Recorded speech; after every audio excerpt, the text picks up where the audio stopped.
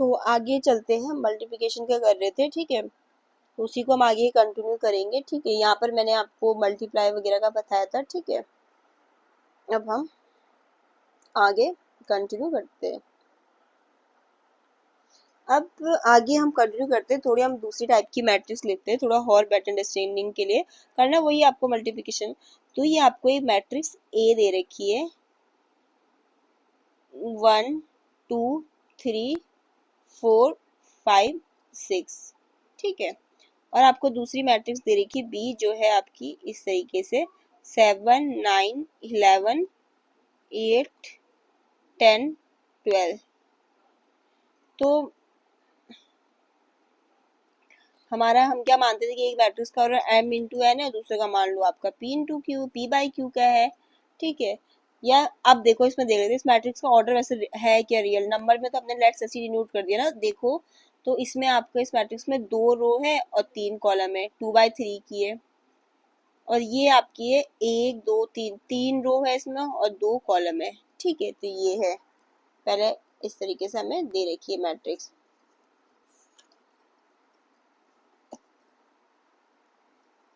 अब हमें मल्टीप्लाई करना है। अब हम मैं आपके साथ इसमें स्टेप बाय स्टेप लिख रही हूँ ताकि एग्जाम में मतलब किस तरीके से लिखना है। तो आप क्या करेंगे, पहले स्टेप 1 में लिखेंगे आप इस तरीके से। क्वेश्चन में उन्होंने हमसे पूछ रखा ए इंटू बी, ठीक है, ए बी पूछ रखा है। तो हम लिखेंगे यहाँ पर मैट्रिक्स ए इज 2/3 की ऑर्डर की आपकी मैट्रिक्स है। फिर हम लिखेंगे कि हमारी जो मैट्रिक्स बी है वो 3/2 ऑर्डर की है।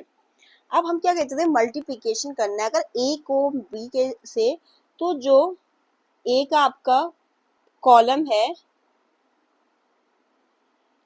वो आपके बी के रो के इक्वल होना चाहिए। तो देखो ए में कितने कॉलम है, 3, और बी में कितनी रो है, 3। तो भाई मल्टीप्लिकेशन तो यहाँ पर पॉसिबल है, क्योंकि हम ऐसे मानते हैं ना कि ये m मान लो इसे n और इसे p और इसे q, तो इसका n p के इक्वल है, तो n equal to p, therefore yes A B is define लिख दो चाहे आप, या ये लिख दो कि मल्टीप्लिकेशन इज पॉसिबल, ठीक है। तो आप क्या लिखोगे सिंपल उसमें कि मल्टीप्लिकेशन आपका जो है वह संभव है, या ये भी लिख सकते हो कि ए बी इज डिफाइंड। और जो आपकी रिजल्ट मैट्रिक्स है वो क्या होगी, आपकी result matrix will be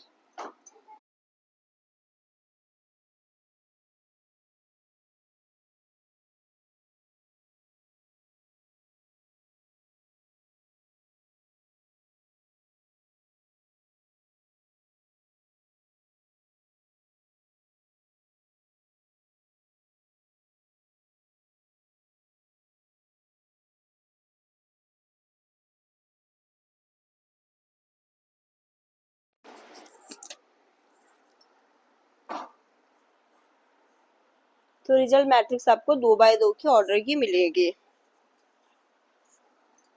step 1 में हमने ये सब कुछ जान लिया। अब स्टेप 2 में हम क्या करेंगे, we use row by column multiplication. अब रिजल्ट मैट्रिक्स हमें 2/2 की मिलेगी, तो हमें पता है ये 2/2 की होगी, तो किस तरीके की होगी, वो ऐसी तो होगी A11 A12 A21 A22, ठीक है। ये होगी आपकी रिजल्ट मैट्रिक्स। अब हम फटाफट के निकाल लेते हैं। तो सबसे पहले हम क्या करेंगे, आपका first row of matrix A is को क्या करेंगे, हम मल्टीप्लाई करेंगे किसके साथ, आपके जो मैट्रिक्स बी के कॉलम के साथ। First row of matrix A is multiply first row matrix A is multiply with columns of matrix B. तो उससे हमें क्या मिल जाएगा, A11,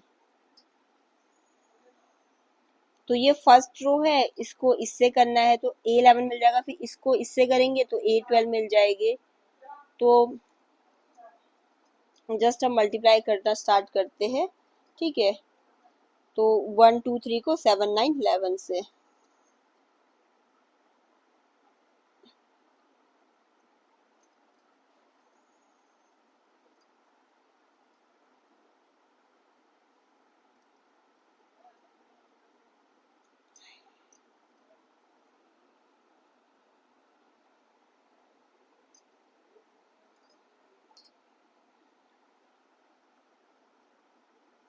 मैं इसको ना थोड़ा मैट्रिक्स दिख नहीं रही है, तो मैं ऐसा कर रही हूँ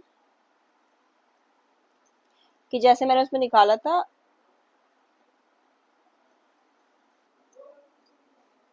ये मैं जस्ट यहाँ पर साइड में ना रफ वर्क के लिए आपकी मैट्रिक्स उतार रही हूँ, क्योंकि यहाँ स्क्रीन में ना दिख नहीं रही, विजिबल नहीं हो रही है, और मुझे आपको मल्टीप्लाई करके दिखाना है, ठीक है। तो मैं जस्ट रफ वर्क के लिए उतार रही हूँ ये ऐसे करके मैट्रिक्स, ठीक है।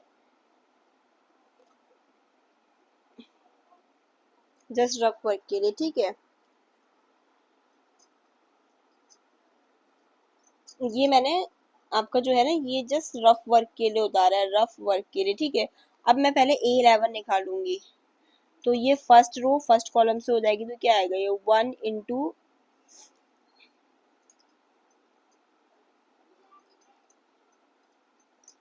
1 into 7 plus 2 into 9 plus 3 into 11।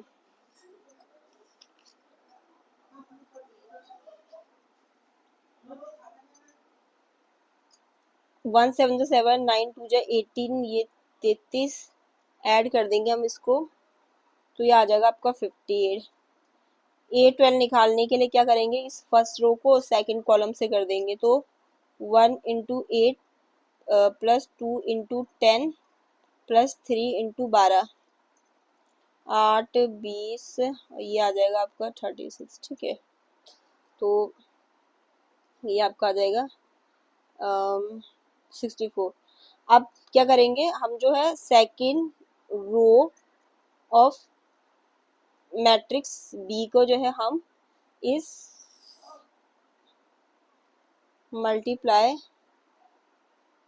With columns of, ये ए है sorry, with with columns of matrix B, तो हमें A21 और A22 मिल जाएगा। तो A21 के लिए क्या होगा, 4 into 7 plus 5 into 9 plus 6 into 11, 7 4 28, 45 66, तो 139, और इसी तरीके से आपका A22 भी निकल जाएगा, ठीक है। 4 into 8 plus 5 into 10 plus 6 into 12,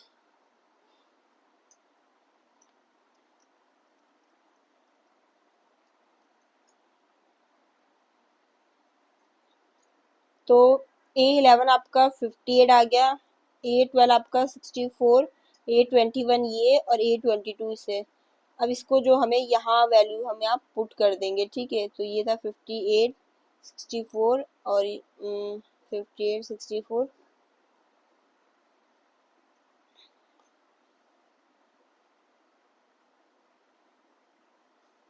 ये आपका आंसर, ठीक है। 58 64 139 154।